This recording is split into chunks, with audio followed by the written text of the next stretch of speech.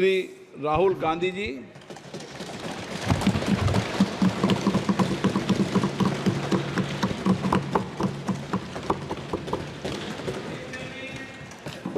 Thank you, Honorable Speaker, for the opportunity.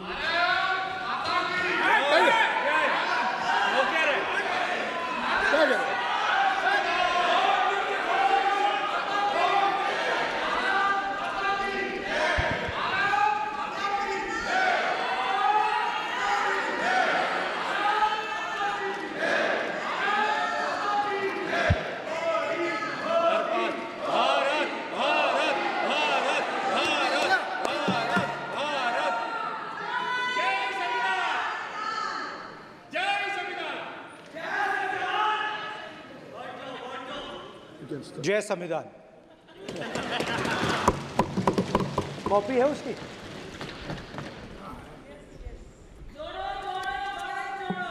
जय संविधान।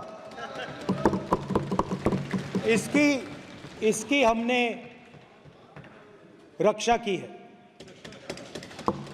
देश ने मिलकर संविधान की रक्षा की है और अच्छा लग रहा है अब कि हर 2-3 मिनट बीजेपी के लोग संविधान संविधान संविधान संविधान कह रहे हैं।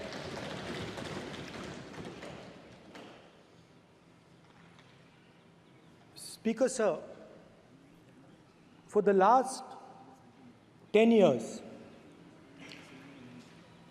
there has been a systematic attack on the Constitution, on the idea of India, and on anybody who opposed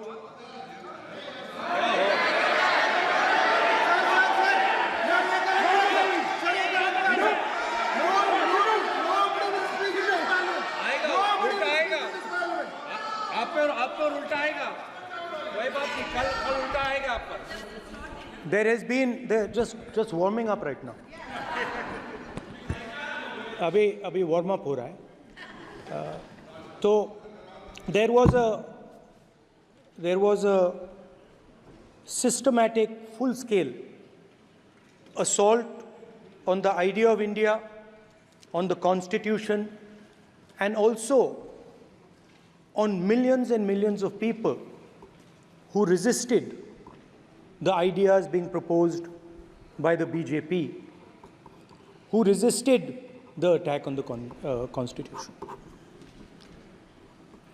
Many of us personally were attacked. In fact, some of our leaders are still in jail. One of our leaders has just recently been released. Another one is still in jail. And not only the opposition, but anybody who resisted the idea of concentration of power, of concentration of wealth, of aggression on the poor, of aggression on Dalits, minorities, tribals, was crushed, violently crushed. People were put in jail, people were threatened, and I myself was attacked. Sir ये संसद TV का नया format देखा है आधा, ये पहले देखा नहीं हमने। I myself was attacked by order of the government of India, by order obviously of the Prime Minister of India. 20+ cases, 2-year jail sentence, my house taken away, no problem.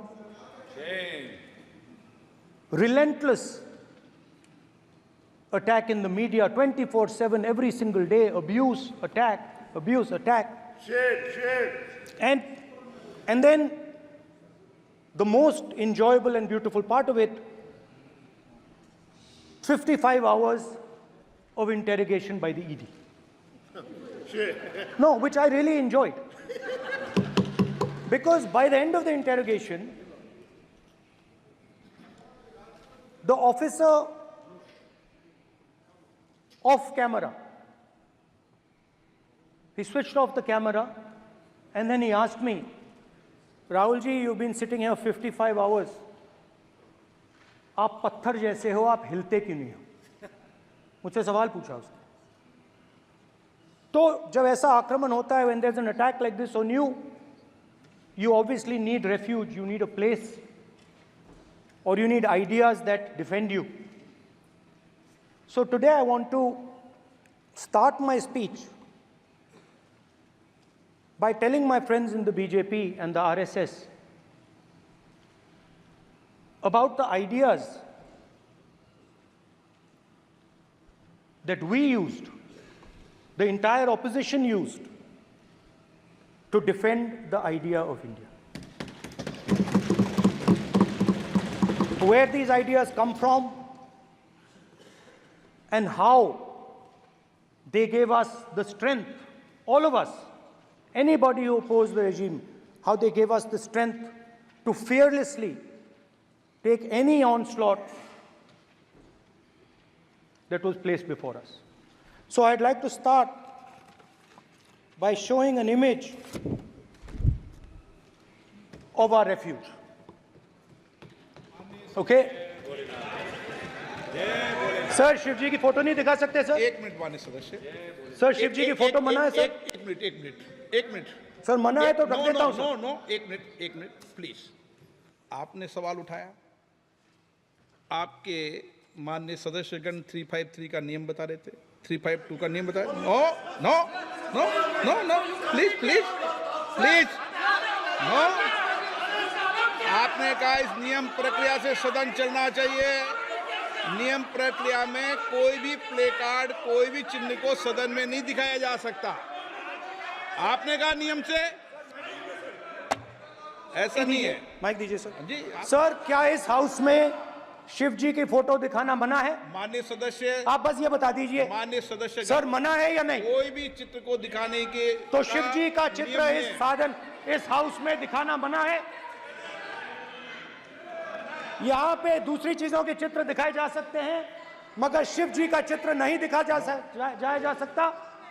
अगर मैं कह रहा हूं कि हमें इनसे प्रोटेक्शन मिली और मैं समझाना चाह रहा हूं कैसे प्रोटेक्शन मिली, आप मुझे चित्र नहीं दिखाने दे रहे हो. इसके बाद मेरे पास और चित्र हैं, मैं सब दिखाना चाहता था. स्पीकर सर, ये चित्र पूरे हिंदुस्तान के दिल में है. पूरा हिंदुस्तान इस चित्र को जानता है, समझता है. Everybody knows this image.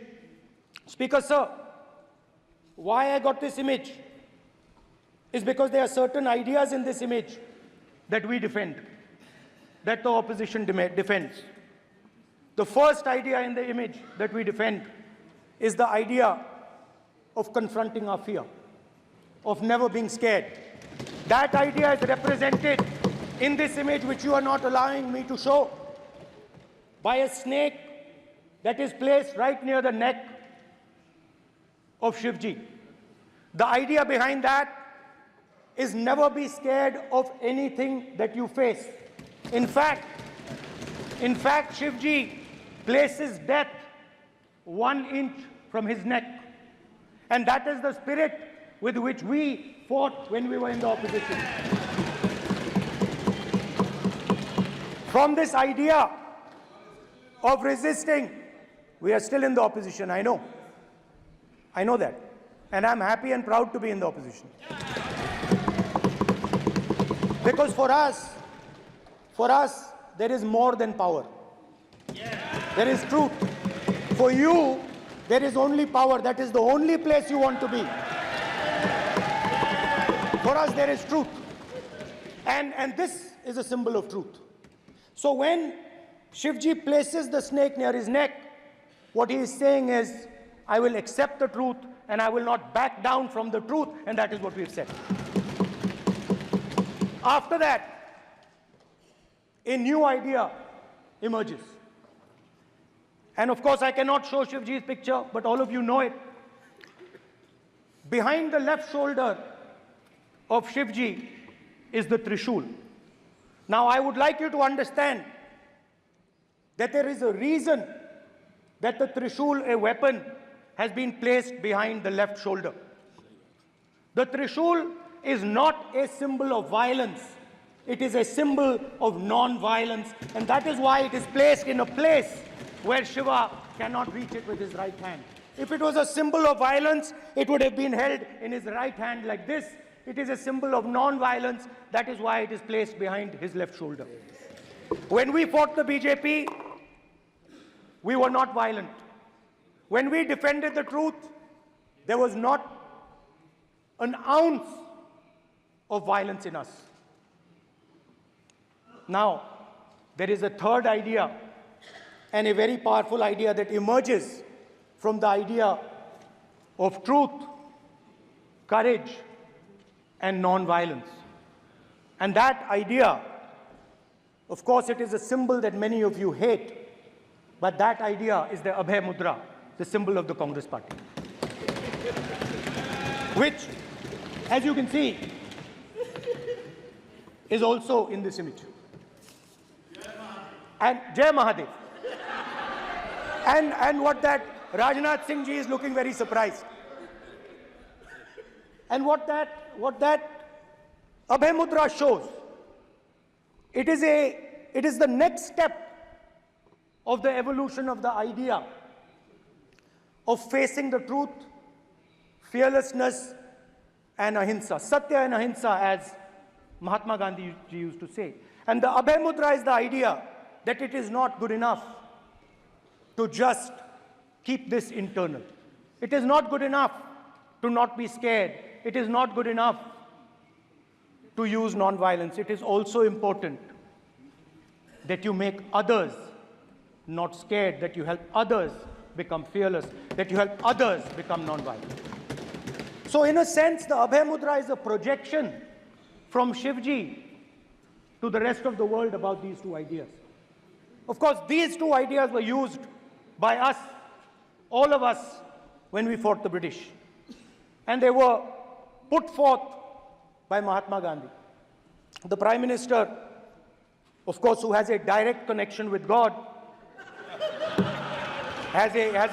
speaks directly to God. Yes, the Paramatma speaks to Modi ji's Atma directly. Unlike with all humans, we are all biological. We are born, we die, but the Prime Minister is a non-biological being. And the Prime Minister says Gandhi is dead. And Gandhi was revived by a movie. I mean, can you understand the ignorance? That Gandhi is dead and a movie revived the father of the nation. No, Gandhi is not dead. Gandhi is alive. Now, another very interesting thing I noticed. Hanji. That is not your problem. That is not your problem. It is not none of your business. It is not none of your business. And there's another thing I noticed. That it is not just one religion that talks about courage. In fact, all our religions talk about courage. So, here is the religion of Islam.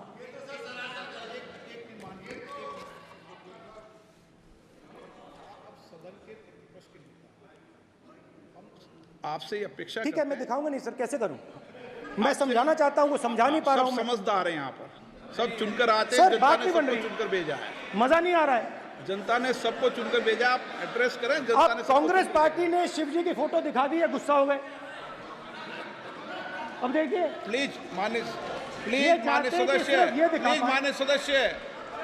मान्य सदस्य आप तो इस्लाम में भी कहा गया है, मैं पढ़ता हूं। एड्रेस इधर करें, He said, एड्रेस इधर करें मान्य सदस्य। हाँ जी, सॉरी, इस्लाम में भी लिखा गया है, कुरान में,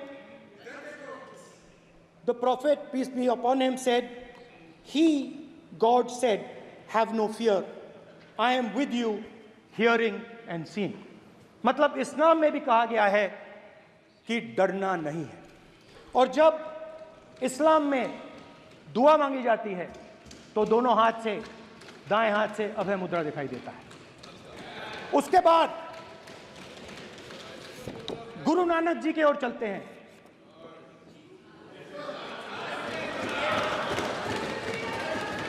वाहेगुरु जी की फतेह, वाहेगुरु जी का खालसा। जिस धर्म पर आप हर रोज आक्रमण करते हो, गुरु नानक जी जो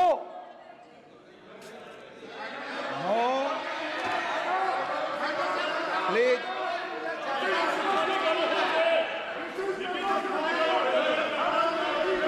नो, प्लीज प्लीज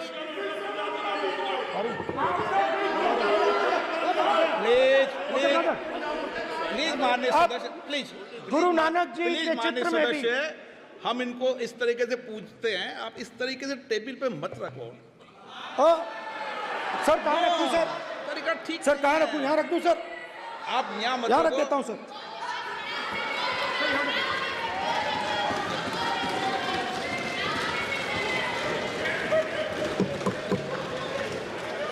सर गुरु नानक जी के चित्र में भी आपको अभय मुद्रा दिखाई देगा। गुरु नानक जी भी कहते हैं कि डरो मत, डराओ मत। और पंजाब से गुरु नानक जी मेक्का तक गए, थाईलैंड तक गए, अफगानिस्तान गए, श्रीलंका गए, किसी से हिंसा नहीं की, अहिंसा की बात की, सत्य की बात की, और किसी को उन्होंने अपनी जिंदगी में नहीं डराया। उसके बाद जीसस क्राइस्ट की इमेज देखिए, उसमें भी आपको अभय मुद्रा दिखाई देगा। जीसस क्राइस्ट की इमेज में भी अभय मुद्रा, डरो मत, डराओ मत। और जीसस क्राइस्ट ने कहा कि अगर आपको कोई थप्पड़ मारता है तो दूसरा गाल दिखा दो। उसके बाद बुद्ध भगवान, अभय मुद्रा।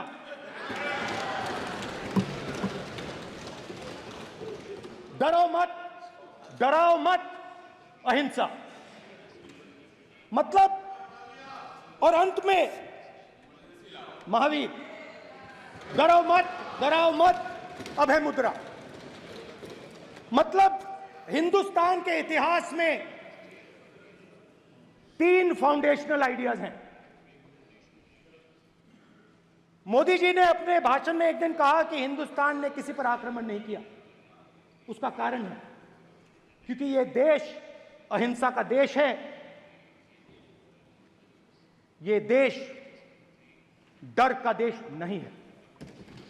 तो हमारे सारे के सारे महापुरुषों ने अहिंसा की बात की, डर मिटाने की बात की। डरो मत, डराओ मत, डरो मत, डराओ मत। और दूसरी तरफ शिव जी कहते हैं डरो मत, डराओ मत, अभय मुद्रा दिखाते हैं, अहिंसा की बात करते हैं, त्रिशूल को जमीन में गाड़ देते हैं। और जो लोग अपने आप को हिंदू कहते हैं वो 24 घंटा हिंसा, हिंसा, हिंसा, नफरत, नफरत, नफरत, असत्य, सत्य, असत्य।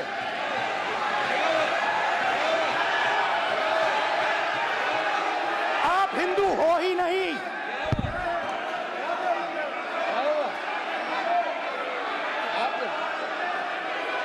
Just get me that picture of Shiva. inside because of his Hindu धर्म में साफ लिखा है, सत्य के साथ खड़ा होना चाहिए, सत्य से पीछे नहीं हटना चाहिए, सत्य से नहीं डरना चाहिए। अहिंसा हमारा प्रतीक है। अभय मुद्रा ऐसे कीजिए, ऐसे कीजिए, अभय मुद्रा।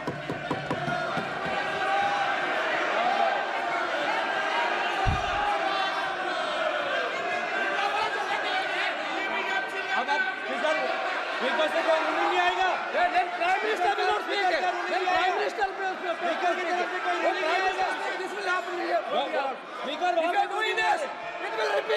भाई भाई भाई माननीय ये आप बात समझिए, आप बात समझिए। ये इसलिए चिल्ला रहे हैं क्योंकि तीर जाके दिल में लगा है,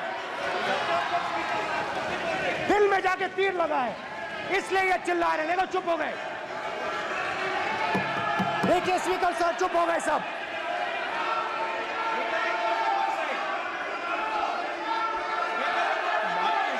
एक मिनट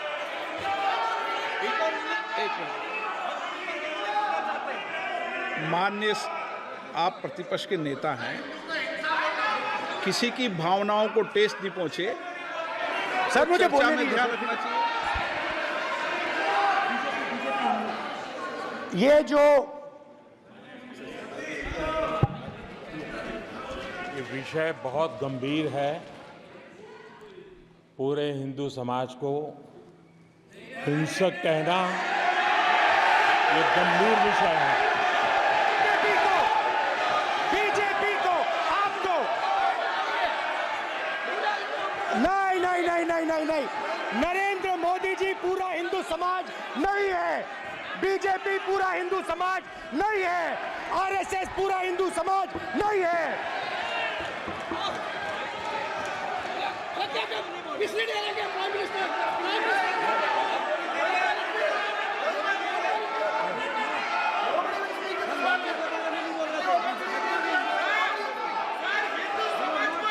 भूपेंद्र यादव जी, ये ठेका नहीं है बीजेपी का। भूपेंद्र यादव जी बोलना चाहते हैं आप? ये सब हिंदू हैं यहाँ पे, ये सब हिंदू हैं। माननीय अध्यक्ष जी, प्रतिपक्ष के नेता आज पहली बार इस सदन को संबोधित कर रहे हैं।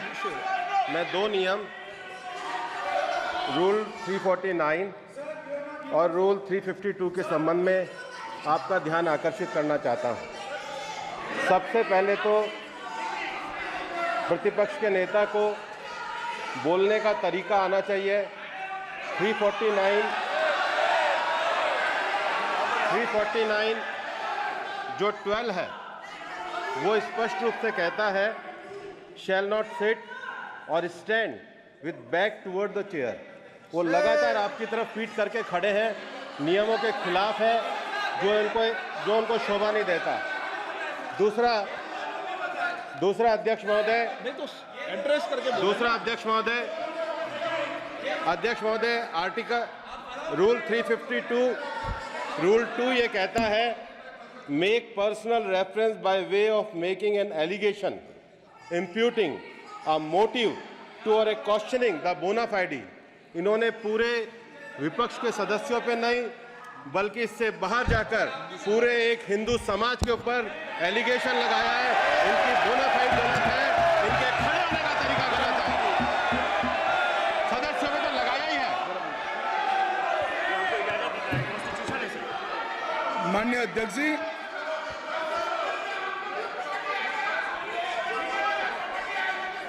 गृह मंत्री जी, नो आप डिबेट में गृह मंत्री जी।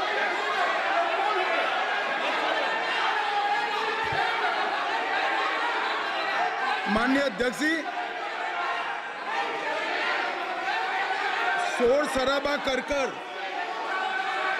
इतने बड़े वाकया को छिपाया नहीं जा सकता। विपक्ष के नेताजी ने कैटेगोरिकली कहा है कि जो अपने आप को हिंदू कहते हैं वो हिंसा करते हैं।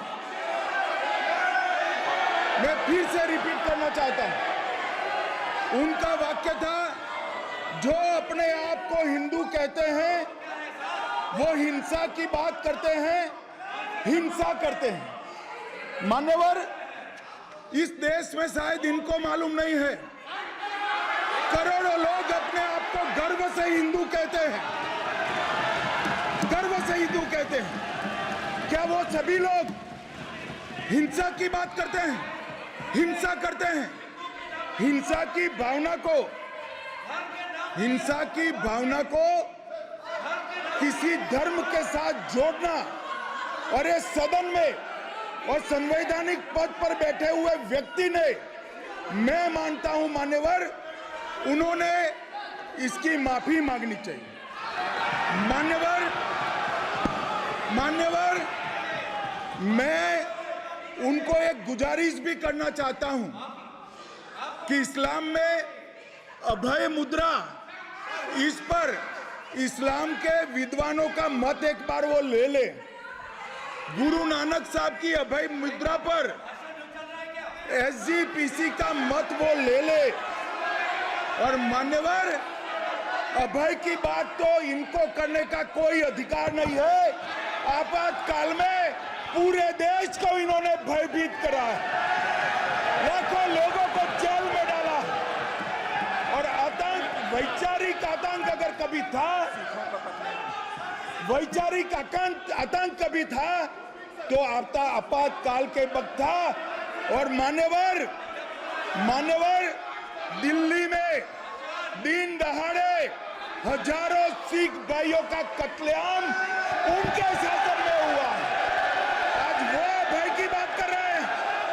मान्यवर, मेरा आपसे आग्रह है कि श्री राहुल गांधी, नेता प्रतिपक्ष, पहला भाषण होने के बावजूद माफी मांगनी चाहिए, न केवल सदन, पूरे देश की माफी मांगनी चाहिए।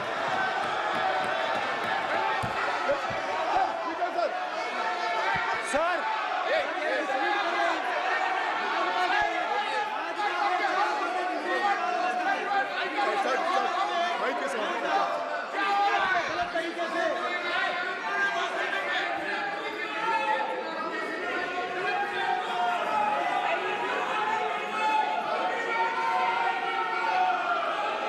Speaker sir,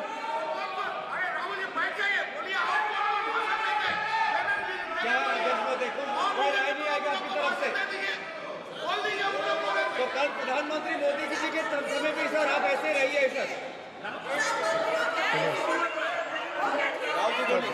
I'm not going to speak until they're quiet.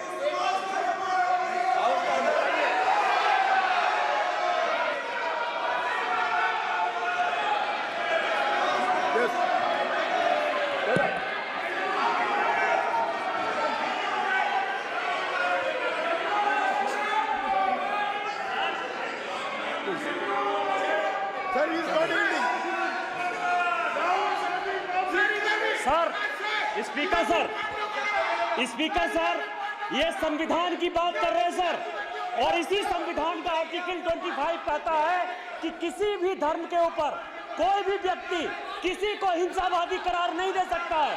और इन्होंने हिंदू का हिंसावादी कहा है सर। संविधान का इन्होंने अपमान किया है, संविधान की झूठी दुहाई दी है। इनको माफी मांगनी चाहिए सर। ये आर्टिकल 25 है सर संविधान का। सर इनको माफी मांगनी चाहिए। आर्टिकल 25 जो है संविधान, और ये देश संविधान से चलता है, ये पार्लियामेंट संविधान से चलता है सर। इनको माफी मांगनी चाहिए सर। ये संविधान से ऊपर नहीं है सर। कांग्रेस संविधान से ऊपर नहीं है। आर्टिकल 25, कल्याण बनर्जी बताए आर्टिकल 25 क्या था? आप उनको कहिए आप लोग का है क्या? पार्लियामेंट का आप लोग का है? आप लोग का जमींदारी है क्या? क्या समझते हो? पार्लियामेंट का आप लोग का जमींदारी है क्या? जमींदारी बिठा दी।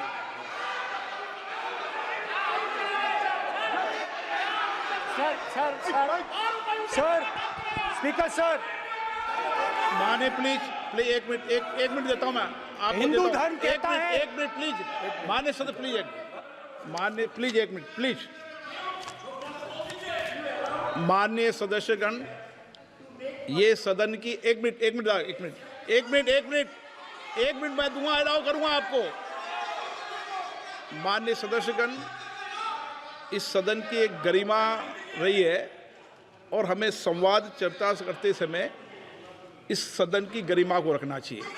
और ऐसी कोई भी आपत्तिजनक बात जो पूरे समाज के पर विषय हो, कम से कम प्रतिपक्ष के नेता को बोलते समय ध्यान रखना चाहिए। मैं इसको सीरियस तरीके से देखूंगा।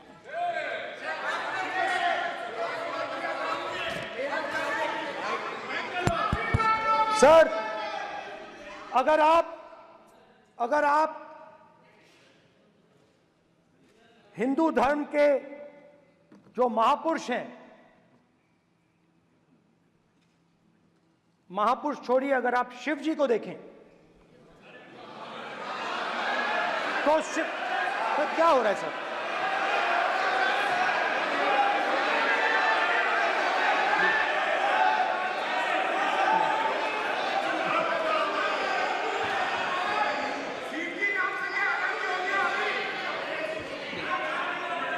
अगर आप शिव जी को देखें तो उनकी इमेज से आपको पता लगता है कि हिंदू डर नहीं फैला सकता, हिंदू हिंसा नहीं फैला सकता, हिंदू नफरत नहीं फैला सकता।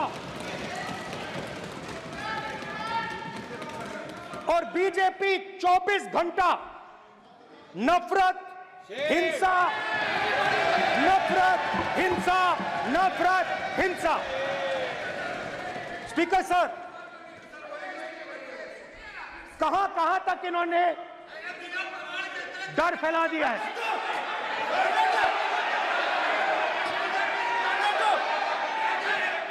प्लीज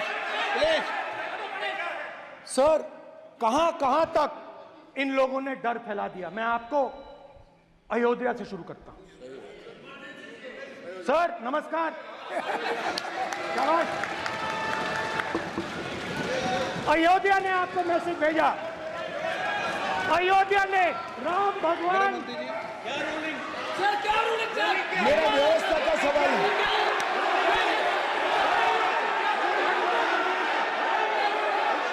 इस सदन के नियमों की पुस्तिका, इससे कुछ सदस्यों को क्या मुक्ति दे दी गई है? आपके गाइडेंस के बाद भी बार बार तस्वीर बताना, पूरे बीजेपी को हिंसा कर रही है ऐसे कहना, खड़े होकर एक दूसरे के बीच में हस्तधून करना, सारे नियम इनको लागू नहीं होते हैं। नियम मालूम नहीं है तो ट्यूशन रख ले साहब, सदन इस तरह से नहीं चल सकता है।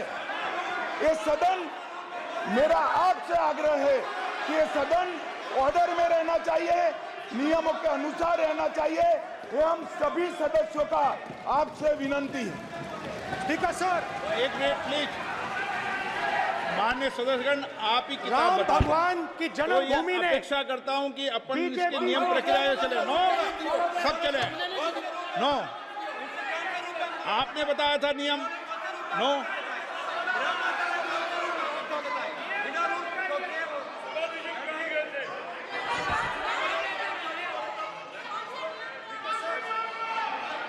माइक दीजिए सर। हाँ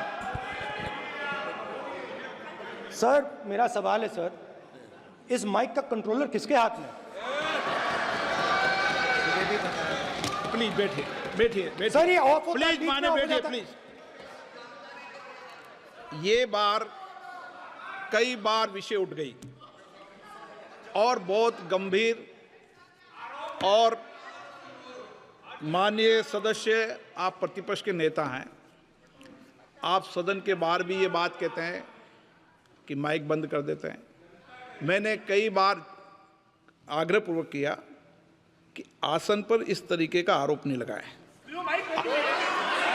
नो, प्लीज बात सुनिए। आसन पर सभी दल के, प्लीज, आसन पर सभी दल के लोग बैठते हैं और सभी दल के लोग सभापति तालिका पे हैं, और सब जानते हैं कि एक व्यवस्था होती है, जिस भी माननीय सदस्यों को आग्रह किया जाता है बोलने का वो बोला जाता है, और जिसको आग्रह नहीं किया जाता उसका माइक चालू नहीं होता। आप बोलने के लिए खड़े, आपका माइक कभी बंद नहीं हुआ, कभी बंद नहीं हुआ। आप अगर आसन में जो भी विराज रहे हैं वो अगर आपका नाम नहीं पुकारते हैं तब माइक चालू नहीं होता। ये व्यवस्था हमेशा इस सदन की रही है, पुराने में भी और नए में भी। कभी आसन पे व्यक्ति पर माइक का कंट्रोल नहीं होता। दूसरा, माननीय प्रतिपक्ष के आप नेता हैं और आपसे ये अपेक्षा की जाती है कि आप लोकसभा की प्रक्रिया का संचार नियम का पालन करें, संविधान की जो व्यवस्थाएं दे रखी है उसकी पालन करें, और सदन में बोलते समय किसी भी धर्म को के ऊपर ऐसा आक्षेप नहीं करें जिससे पूरे देश के अंदर विषय पैदा हो। यह आपसे अपेक्षा की जाती है। सर, मैं बिल्कुल आपकी रिस्पेक्ट करता हूं स्पीकर सर, मगर मेरे भाषण के बीच में सच्चाई ये है कि माइक ऑफ हो जाता है। मैं क्या करूं, हो जाता है वो। अब आपने देखा मैंने अयोध्या शब्द यूज किया और माइक ऑफ हो गया। नो, अरे ये प्रधानमंत्री मोदी जी के टाइम में आधा आधा पैरा आएगा क्या? तो अयोध्या ने राम भगवान की जन्मभूमि, प्लीज ब्रदर, राम भगवान की जन्मभूमि ने बीजेपी को मैसेज दिया,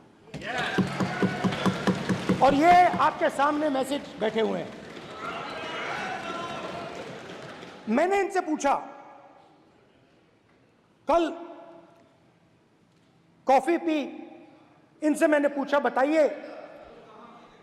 पूछा कि बताइए ये हुआ क्या। बीजेपी ने राम मंदिर का इनॉग्रेशन किया, बोलने दीजिए, राम मंदिर का इनॉग्रेशन किया। अरे भाई आप हार गए, उसको सहन करिए। नाम बोलने की कोई जरूरत नहीं है, मैं भाषण दे रहा हूं, आप नहीं दे रहे हो। मुझे बोलना है जो बोलना है, मुझे नाम लेने की कोई जरूरत नहीं, मुझे जो बोलना है मैं बोलूंगा। तो अयोध्या ने मैसेज दिया और मैंने इनसे पूछा कि हुआ क्या, और इनका जवाब आया। मैंने उनसे पूछा कि आपको कब पता लगा कि आप अयोध्या में जीत रहे हो, और आपने कहा पहले दिन से मुझे पता था। सही बात। और मैंने कहा ये क्या हुआ, उन्होंने कहा राहुल जी अयोध्या में एयरपोर्ट बना, अयोध्या की जनता से जमीन छीनी गई और आज तक उन्हें मुआवजा नहीं मिला है। उन्होंने कहा, सही बात, उन्होंने कहा कि अयोध्या में जो भी छोटे छोटे दुकानदार थे, जो भी छोटी छोटी बिल्डिंग्स थी, उन सारों को तोड़कर गिरा दिया गया और उन लोगों को सड़क पर कर दिया गया। इन्होंने यह भी कहा कि अयोध्या के इनॉग्रेशन में अयोध्या की जनता को बहुत दुख हुआ, क्योंकि इनॉग्रेशन में अदानी जी थे, अंबानी जी थे, मगर अयोध्या का कोई नहीं था। और ये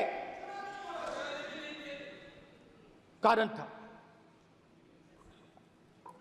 था कि अयोध्या की जनता में, उनके दिल में नरेंद्र मोदी जी ने भय डाल दिया। उनकी जमीन ले ली, उनके घर गिरा दिए, और फिर अयोध्या के गरीब लोगों को, किसानों को, मजदूरों को मंदिर के इनॉग्रेशन तक नहीं जाने दिया। मंदिर के इनॉग्रेशन छोड़ो, उसके बाहर भी नहीं जाने दिया। और इसीलिए अयोध्या की जनता ने सही मैसेज भेजा। अच्छा, इन्होंने मुझे एक और बात बोली, 3 बार इन्होंने कहा कि 3 बार नरेंद्र मोदी ने टेस्ट किया, 2 बार क्या मैं अयोध्या से लड़ जाऊं, और सर्वेयर्स ने कहा अयोध्या में मत लड़ जाना, अयोध्या में मत लड़ जाना, अयोध्या की जनता हरा देगी। और इसीलिए प्रधानमंत्री वाराणसी गए और वहां बच के निकले।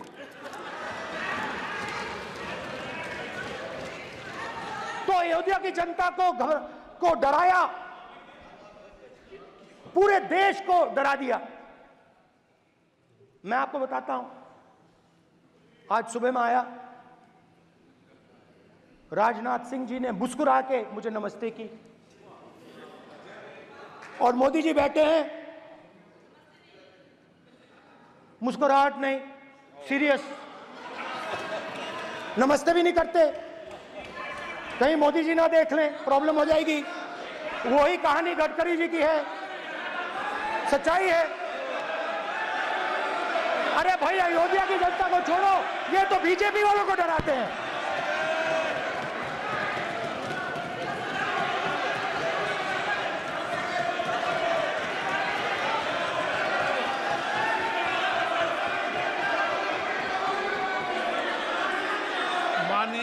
सर क्या है? माननीय प्रतिपक्ष के नेता, एक मिनट, माननीय प्रतिपक्ष के नेता, आप सदन के वरिष्ठ नेता हैं। मेरा आपसे आग्रह है कि राष्ट्रपति अभिभाषण पर डिबेट हो रही है, इसकी गरिमा, राष्ट्रपति अभिभाषण की गरिमा रखे ना। ये तो अपेक्षा आपसे सब करते हैं कि आप राष्ट्रपति अभिभाषण पे बोले, नीतियां पे बोले, कार्यक्रमों में बोले। अब व्यक्तिगत रूप से नहीं, अगर आप ये उचित मानते हैं क्या? स्पीकर सर, ये उचित है? अगर आपकी पार्टी इसको उचित मानती है तो मुझे कुछ नहीं कहना। स्पीकर सर, माननीय अध्यक्ष जी, लोकतंत्र ने और संविधान ने मुझे सिखाया है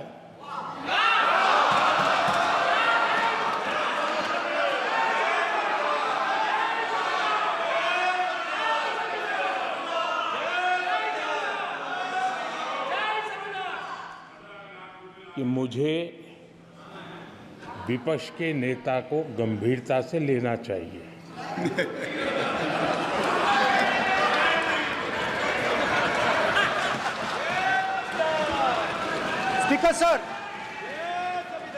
स्पीकर सर, आपने कहा कि डिबेट प्रेसिडेंट्स एड्रेस पे होनी चाहिए। ये जो मैंने किया है, अनुराग ठाकुर जी ने अयोध्या की बात की थी, अनुराग ठाकुर जी ने सनातन धर्म पर आक्रमण की बात की थी, इसीलिए मैंने ये किया है। मैं दिखाना चाहता हूं कि अयोध्या में क्या हुआ, अयोध्या की सच्चाई क्या थी। प्रेसिडेंट्स डिबेट में उन्होंने बात उठाई थी, मैंने बात बंद की। प्रधानमंत्री जी को अच्छी लगी अयोध्या के बाद अच्छी लगी, डर फैलाया और ऑपोजिशन का रिस्पांस एक साथ मिलकर भारत जोड़ो यात्रा, सारे के सारे ऑपोजिशन, पूरा देश एक साथ मिलकर कन्याकुमारी से कश्मीर तक चला। और जो आपने डर फैलाया उसके बारे में यात्रा में बहुत कुछ सुनने को मिला। अभी तक याद है, सुबह 7 बजे 7-8 बजे की बात थी, यात्रा में चल रहे थे, एक महिला आती है, हमारे साथ चलती है, मेरा हाथ पकड़ती है और घबराई हुई सी थी। तो मैंने पूछा क्या हुआ, वो मुझे कहती है मुझे मार रहा है, मुझे मार रहा है। मैंने पूछा कौन मार रहा है, कौन मार रहा है? बेटी बचाओ, बेटी की दुविधा सुनाई नहीं दे रही, बेटी का दर्द नहीं सुनना चाहते, भारत की महिलाओं का दर्द नहीं सुनना चाहते। मैंने पूछा कौन मार रहा है, कहता है मेरा पति मार रहा है। मैंने कहा क्यों? कहती है सुबह का खाना नहीं दे पाई। मैंने कहा क्यों? खरीद नहीं पाई, महंगाई है, महंगाई है, खरीद नहीं पाई, खाना नहीं पका पाई, इसलिए मुझे मार पिट रही है। मैंने कहा बहन क्या करूं, कैसे आपकी मदद करूं? कहती हैं आप कुछ मत कीजिए, आप कुछ मत कीजिए, आप सिर्फ ये बात याद रखिए कि महंगाई के कारण हिंदुस्तान में हजारों महिलाओं को सुबह पीटा जा रहा है। उसके शब्द हैं, मेरे शब्द नहीं हैं। गैस सिलेंडर, महंगाई, तो आपने गरीबों को, महिलाओं को डराने का काम किया। शिव जी कहते हैं डरो मत, डराओ मत। आपने हिंदुस्तान की महिलाओं को महंगाई से हर रोज डराया है। कुछ दिन पहले मैं पंजाब में अग्निवीर के परिवार से मिला। सुनिए अग्निवीर के परिवार से मिला। छोटा सा घर था, छोटा सा घर था।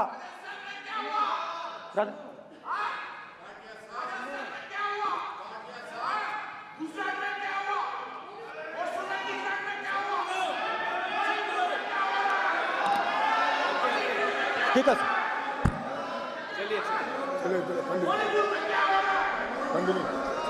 छोटे से घर में अग्निवीर शहीद हुआ, लैंडमाइन ब्लास्ट में शहीद हुआ। मैं उसे शहीद कह रहा हूं, मगर हिंदुस्तान की सरकार उसे शहीद नहीं कहती। नरेंद्र मोदी उसे शहीद नहीं कहते हैं। नरेंद्र मोदी उसे अग्निवीर कहते हैं। उस घर को पेंशन नहीं मिलेगी, उस घर को कॉम्पनसेशन नहीं मिलेगी, शहीद का दर्जा नहीं मिलेगा। और बेचारे बैठे हुए थे, 3 बहनें थी, एक साथ बैठी हुई थी, रो रही थी। आम जवान को पेंशन मिलेगी, जरूर दुख होगा, मगर हिंदुस्तान की सरकार आम जवान की मदद करेगी। मगर अग्निवीर को जवान नहीं कहा जा सकता। अग्निवीर यूज एंड थ्रो मजदूर है। और आप उससे कहते हो, उसको आप 6 महीने की ट्रेनिंग देते हो, 6 महीने की ट्रेनिंग देते हो। दूसरी तरफ चाइना के जवान को 5 साल की ट्रेनिंग मिलती है। राइफल लेकर उसके सामने खड़ा कर देते हो, उसके दिल में भय पैदा करते हो। एक जवान और दूसरे जवान के बीच में फूट डालते हो कि एक को पेंशन मिलेगी, एक को शहीद का दर्जा मिलेगा, दूसरे को नहीं मिलेगा। और फिर अपने आप को देशभक्त कहते हो। ये कैसे देशभक्त हैं?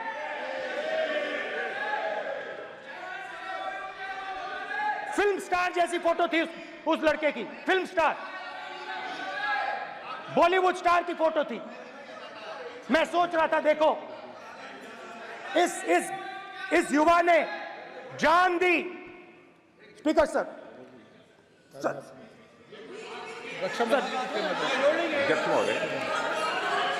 अध्यक्ष महोदय, एक आदमी सब पर भारी।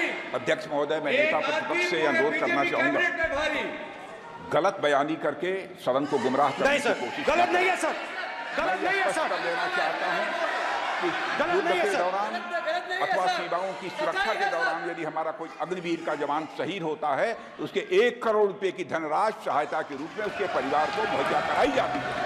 इस प्रकार की गलत बयानी से सभी को गुमराह करने की कोशिश नहीं की जानी चाहिए। संसद महोदय, अध्यक्ष। स्पीकर सर, स्पीकर सर देखिए, स्पीकर सर देखिए, राजनाथ सिंह जी की एक राय है, मेरी एक राय है। सच्चाई अग्निवीरों को मालूम है, हमें बोलने की जरूरत नहीं है। अग्निवीर को किस चीज का सामना करना पड़ता है, शहीद का दर्जा मिलता है या नहीं मिलता है, कॉम्पनसेशन मिलता है नहीं मिलता है, पेंशन मिलती है नहीं मिलती है, वो उसको मालूम है। पॉइंट ऑफ ऑर्डर है मान्यवर। अब सदन के सामने 2 स्टेटमेंट हुए, एक हुआ विपक्ष के नेता का, दूसरा हुआ माननीय राजनाथ सिंह जी का, रक्षा मंत्री जी का। ये कहते हैं कि 1 करोड़ रुपया नहीं मिलता है। श्री राजनाथ सिंह ने अधिकृत रूप से कहा कि मारे जाने वाले अग्निवीर को जो शहीद होता है उसको 1 करोड़ रुपया मिलता है। उनको फैक्चुअल पोजीशन सदन पर रखनी चाहिए मान्यवर। ये सदन झूठ बोलने की जगह नहीं है मान्यवर, यह सच बोलना चाहिए।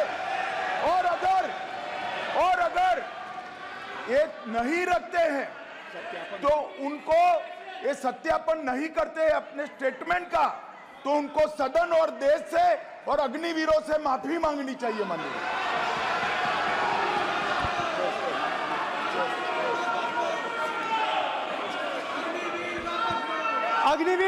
अग्निवीर की सच्चाई मैंने फ्लोर ऑफ द हाउस पे रखी है और राजनाथ सिंह जी ने भी कहा है। जो रियलिटी है वो हिंदुस्तान की सेना को मालूम है, वो अग्निवीरों को मालूम है। उनके कहने से या मेरे कहने से कोई फर्क नहीं पड़ता, सच्चाई तो उनको मालूम है। उनको मालूम है सच्चाई कौन बोल रहा है।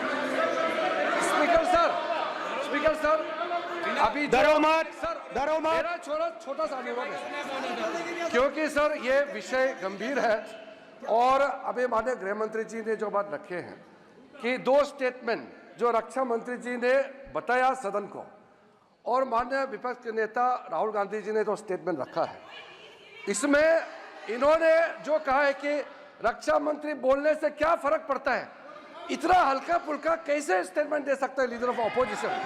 इसलिए सर इन्होंने जो बात रखा है पुष्टि करना चाहिए और हम लोग भी सर नियम के मुताबिक अपना बात रखेंगे सर।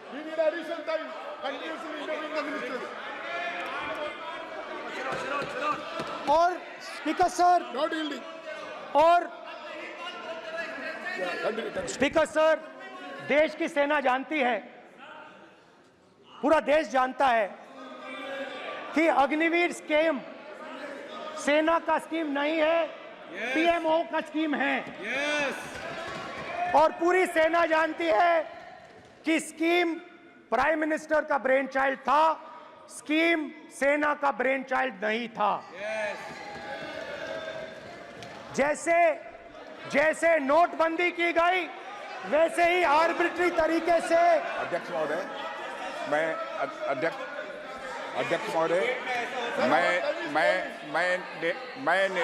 मैं नेता प्रतिपक्ष से विनम्रता पूर्वक अनुरोध करना चाहता हूं कि कृपया वह सदन को गुमराह करने की कोशिश न करें।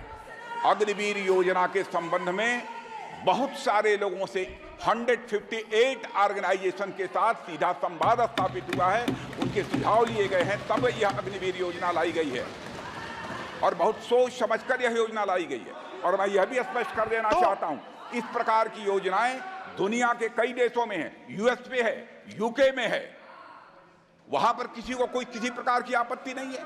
अब बिना अग्निवीर योजना के बारे में समझे, बिना उस संबंध में कोई पूरी जानकारी हासिल किए इस तरीके से सदन को गुमराह करना, इसे कदापि उचित नहीं ठहराया जा सकता। महोदय, मैं तो आपसे ये अनुरोध करूंगा, इसे सदन की कार्रवाई से बाहर निकाला जाना चाहिए। आपको देखिए, सिंपल सी बात है स्पीकर सर, इनको अग्निवीर अच्छा लगता है, आप उसको रखिए, हम उसको बदल देंगे, हटा देंगे। सिंपल सी बात है, हमारी सरकार आएगी, अग्निवीर को हम हटा देंगे, क्योंकि हम सोचते हैं कि अग्निवीर सेना के खिलाफ है, जवानों के खिलाफ है, देशभक्तों के खिलाफ स्कीम है। हम इस स्कीम को नहीं चाहते।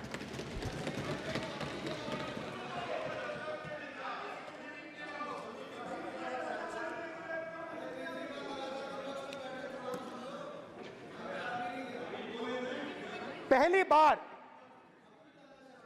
हिंदुस्तान की हिस्ट्री में जनता से स्टेट्स छीने गए हैं। जम्मू कश्मीर लद्दाख से आपने पहली बार स्टेट छीना है। मणिपुर को आपने सिविल वॉर में डुबा दिया है। मणिपुर को आपने और आपकी योजनाओं ने, आपकी पॉलिटिक्स ने जला दिया है। और आज तक हिंदुस्तान के प्रधानमंत्री मणिपुर नहीं गए हैं। ऐसा लगता है कि मणिपुर हिंदुस्तान का प्रदेश नहीं है। प्रधानमंत्री के लिए मणिपुर स्टेट ही नहीं है। मणिपुर में सिविल वॉर हो ही नहीं रही है। और एक बार बयान दिया हमने, मतलब प्रेशर लगाया, हम गए, हमने प्रधानमंत्री से कहा एक मैसेज दे दीजिए, मणिपुर चले जाइए, जनता की वहां रक्षा कीजिए। नहीं,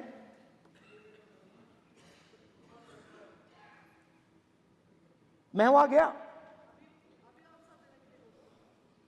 कुकीज और मेहते से दोनों से मिला। आज तक नहीं, आंसर नहीं मिलेगा, मिल नहीं सकता। मणिपुर इनके लिए हिंदुस्तान का प्रदेश ही नहीं है। मणिपुर है ही नहीं। मणिपुर है ही नहीं, ना होम मिनिस्टर के लिए, ना प्रधानमंत्री के लिए, है ही नहीं, एग्जिस्ट नहीं करता। वो है ही नहीं। ना प्रधानमंत्री जाएंगे बोलेंगे कुछ नहीं, जैसे कुछ नहीं हुआ वहां पे। मैं रिलीफ कैंप में गया, एक औरत कांपती हुई, रोती हुई मुझे कहती है कि मैंने अपनी आंखों के सामने, हाँ मैं औरतों की बात कर सकता हूं, एक भाई मैं कर सकता हूं, एक भाई एक कर्तव्य निभा रहा है। आप अपने संगठन में महिलाओं को नहीं डालते हो, मगर मैं औरतों की बात कर सकता हूं।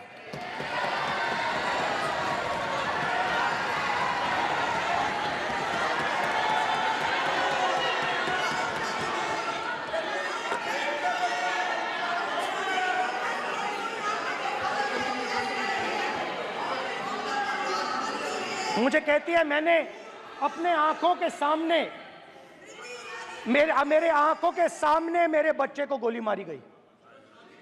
मैं भागना नहीं चाहती थी, मैं मरना चाहती थी, उसके साथ मरना चाहती थी। मुझे घसीट के वहां से ले गए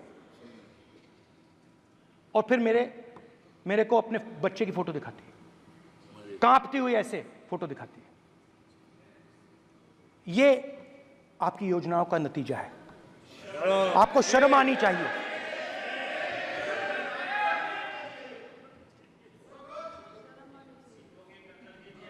एक दिन प्रधानमंत्री 8 बजे कहते हैं, पता नहीं फाइन ट्यूनिंग हो गई भगवान के साथ, डायरेक्ट मैसेज भगवान, सर ने बोला है, सर प्रधानमंत्री ने ये बोला है, ये मैं नहीं बोल रहा हूं, प्रधानमंत्री ने बोला है कि मेरा डायरेक्ट कनेक्शन है भगवान के साथ। मैंने नहीं बोला, मैंने नहीं बोला। Social media chief also told भगवान जगन्नाथ। एक मिनट प्लीज, एक मिनट तो एक मिनट माननीय राहुल गांधी जी, एक मिनट, माननीय सुरेश, एक मिनट प्लीज, एक मिनट रविशंकर जी प्लीज, एक मिनट। माननीय सदस्यगण, आप वरिष्ठ नेता हैं, सदन के नेता होते माननीय प्रधानमंत्री जी, और हम सबको माननीय प्रधानमंत्री जी का सम्मान करना चाहिए। ये सदन में हमेशा उच्च कोटि की परंपरा मर्यादा रही है। नो सर नहीं, गौरव अगर आपको स्पीकर सर, मैं पुरानी पार्टी है। गौरव स्पीकर सर, मैं रिस्पेक्ट कर रहा हूं। ये प्रधानमंत्री के शब्द हैं मेरे।